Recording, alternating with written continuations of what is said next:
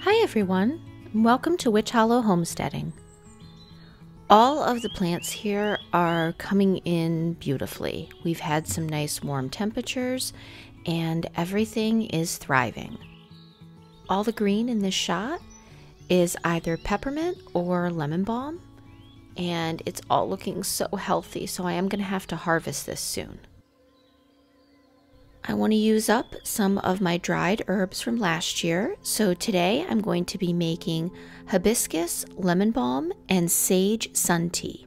This video is actually a request from a viewer of the channel, and what prompted the request is my What's in the Refrigerator video, where she saw that I had this very tea in the refrigerator.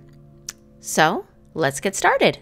This tea is very refreshing, especially on a hot summer day. Have it with some ice cubes in it, and it really just hits the spot. However, I have been using it for my perimenopause as well with my butterfly pea flower tea that I make. Hibiscus is really good to help balance hormones.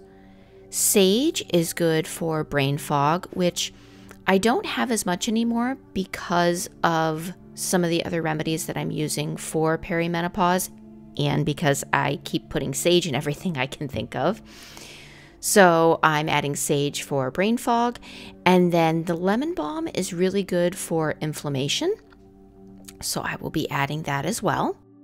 I'm also going to add to this some more of my dried strawberries because, as I said in my previous infusion video, I have to get these used up because strawberry picking is about 3 weeks away. Now for this sun tea, you can also make it as regular tea in the winter where you boil water and you will soak all these herbs for about 20 minutes covered. But I really prefer sun tea because it's something about the taste. It's very different when you can slowly let it sit in the sun and allow the water temperature to gently warm on its own, allowing the water to slowly infuse throughout the day. It is really magical. It is a little hard for me because I don't tend to measure. I really go by feel when it comes to making these infusions. And the great part is you can absolutely do that and it'll still taste wonderful. I've gotten used to, I know how strong I like it. So just pay attention to how much of the dried herbs I'm adding here so that you can add a similar amount. Or you could add a little less if you think it's going to be a little too strong. That is up to you. The last thing I'm going to add here is an organic lemon. And that's because I really want to bring out that lemon balm flavor and really enhance that lemon taste. So this will be perfect. I'm just going to slice it thinly and then place it in the glass jar. I'm now filling the jar with filtered water, and I'm going to fill it up to the top.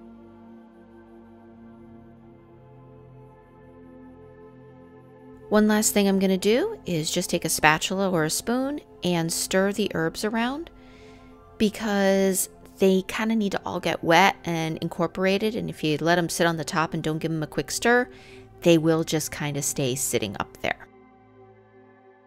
You can put a lid on top of your sun tea, or you could use a thick cloth with a rubber band.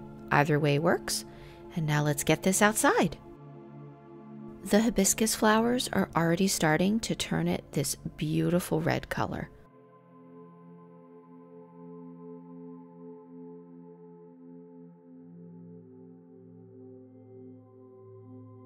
And here's what it looks like after it has sat for at least an hour in the sun.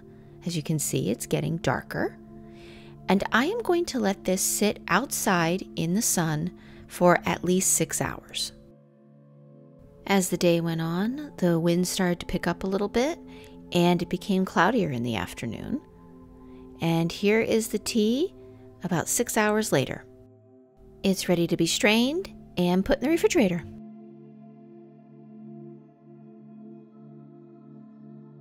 The next part of this process, you can do whatever you'd like. For me, I am going to put on a kitchen glove. I'm going to wring out all of the infusion from any of the fruit, the herbs, and the lemon that are in the jar, because they do hold a lot of the liquid, and you will boost the flavor of the infusion if you make sure you squeeze out all those wonderful liquids. You could put it through a mesh strainer and then press it with a spatula. If you want to use your bare hands, you could absolutely do that too. Any way you see fit straining this tea.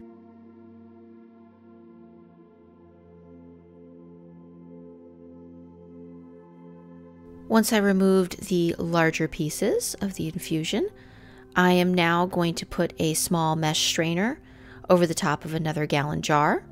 I put my honey in the bottom of the jar, but you can use agave if you'd like, or you could use maple syrup or sugar, whatever you prefer.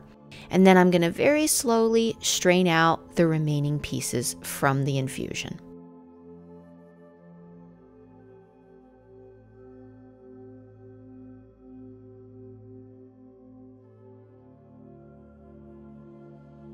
I have a little bit of hibiscus tea left from the other day when I made it, so I'm going to add my new batch to my old batch and get it in the refrigerator.